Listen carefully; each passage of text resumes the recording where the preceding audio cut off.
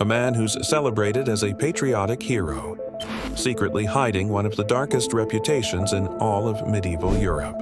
A warrior who fought beside a saint, but whose legacy would twist into something so disturbing that even today, historians argue about what he truly was.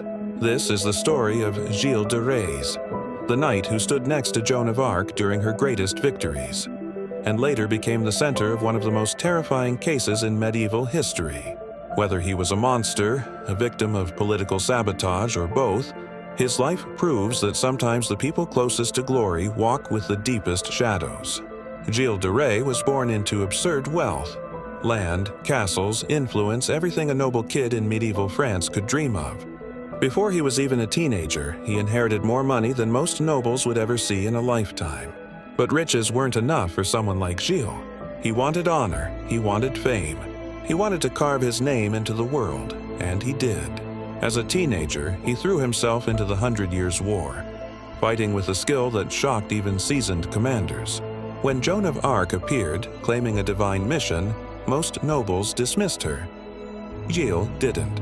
He believed in her, supported her, and became one of her fiercest defenders.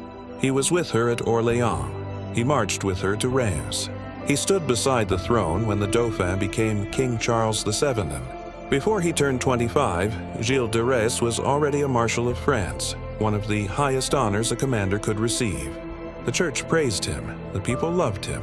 His future seemed untouchable, but everything changed when Joan was captured, tried, and executed.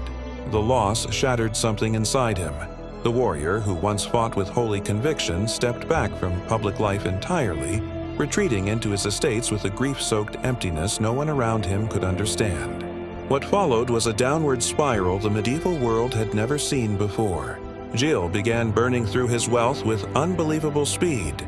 Extravagant plays, enormous feasts, bizarre obsessions with alchemy, occult texts, and secret rituals whispered about by terrified servants. His castles, once symbols of honor, became places villagers avoided after dark. Then children began to vanish. At first quietly, then consistently. Families near his estates would send their young sons to work or train at the castle. A dream opportunity for peasants. But the boys didn't return. When parents asked questions, they were brushed off with excuses. Authorities stayed silent, partly out of fear, partly because accusing a national hero was unthinkable. Rumors grew, whispers multiplied, and the stories of strange happenings inside the castle walls became harder to ignore. By 1440, Gilles' financial recklessness brought him into conflict with powerful church officials. When he violently confronted one of them, the church finally had the excuse it needed. A full investigation was launched, and suddenly all the quiet rumors burst into daylight. Witnesses came forward, servants, locals, even children who had narrowly escaped. Their testimonies painted a picture so horrifying that the trial became one of the biggest scandals of the century. But here's where the story splits. Some historians insist Gilles de Rais was absolutely guilty, a deeply broken man who descended into darkness after losing Joan. They argue that the accounts, though shocking, were too numerous and too consistent to be fabricated.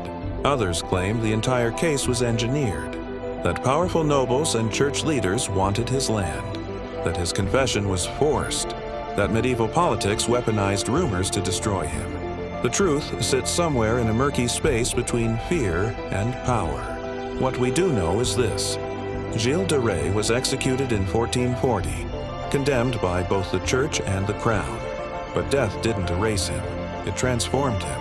His life became the blueprint for many later villains in folklore and literature, most famously inspiring the tale of Bluebeard, the rich nobleman who murdered those who trusted him.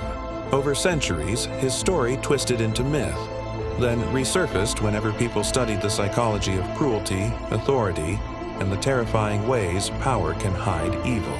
The most disturbing part of his legacy isn't just what he was accused of. It's how easily a man celebrated as a hero slipped beneath the radar of an entire country. Gilles de Rais remains one of history's most chilling reminders that the darkest figures aren't always strangers lurking in the shadows.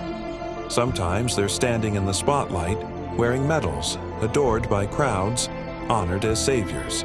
If you want more dark, hidden, and forbidden stories from the past, make sure to like, subscribe, and turn on notifications for Storybro YT. You won't want to miss what's coming next.